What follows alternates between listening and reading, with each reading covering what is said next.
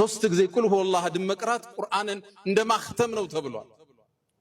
10 ጊዜ በየቀኑ አንድ ሰው ቁል ሁወላህ አሐድን 10 ከቀራ ጀነት ውስጥ ቤተ መንግስት ይገነባለታል ተብሏል። በአንድ ደቂቃ ውስጥ ለአንድ ደቂቃ ዋጋ እንድትሰጥ ረመዳን ስልጠናውን ይሰጣል።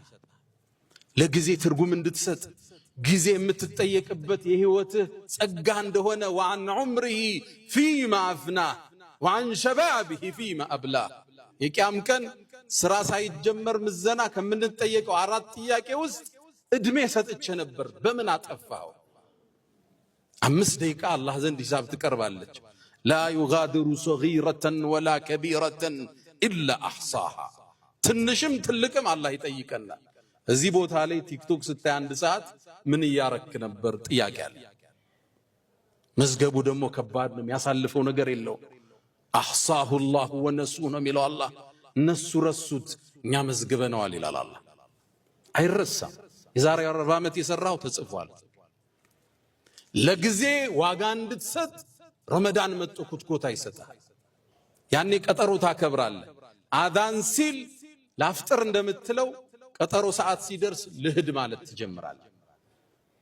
አንደኛው ስልጠና እሱ። ሁለተኛው ካለን አጭር ጊዜ አንፃር ረመዳን ይመጣና ትግስትን አስተምሮን ያልፋል። ትግስት የሌለው ሰው ጥፋት ውስጥ ለመግባት የቀረበ። አንዳንዱ ሰው ዚና የሚሰራው በሐላል እስኪያገባ መታገስ ባለመቻሉ ሶብር የሚባለው መሰረታዊ የህይወት ስንቅ ይጎለዋል።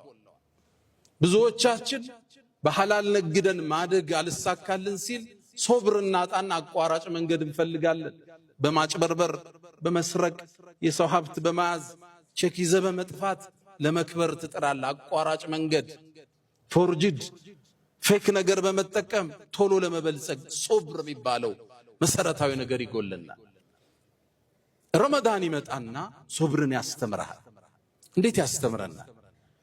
ቀን ጾመሃል፣ እርቦሃል፣ ፀሐዩን በርትቷል፣ ጉሮሮ ደርቋል፣ ከፊት ለፊትህ ቀዝቃዛ ውሃ አይተሃል። ለምን አትጠጣው? ጾመኛ ነህ። እስክታፈጥር መግሪብ አዛን እስኪል መጠበቅ ይጠበቅብሃል።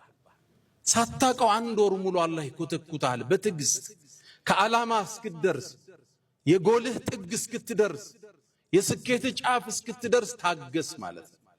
ለምን ይመስላችኋል ብዙዎቻችን መጽሐፍ ጀምረን ማንጨርሰው? ሶብር አጠን ነው። የመጨረስ አቅም የመጨረስ ትዕግስት ረመዳን ውስጥ ይከተዋል። ሳታውቀው ከዓላማ ጥግ እስክትደርስ መሶበር አለብህ። ዙህር ላይ ይርቦሃል፣ አሱር ላይ ጉሮሮ ደርቋል፣ መግሪብ ግን አልደረሰም። መግሪብ ድረስ ትታገሳል። ለዛ ነው ረመዳን ከማ ذكر عند ابن ماجه ላይ በተዘገበው ጾም ማለት ንስፉ ሶብር ተብሏል። የትዕግስት ግማሹ ጾም። انما يوفى الصابرون اجرهم بغير حساب የተባለውን አንቀጽ ሙፈሲሮቹ እነዛ ታጋሾችን ምንዳቸውን ያለ ገደብ ነው የምንሰጣቸው ይላል አላህ።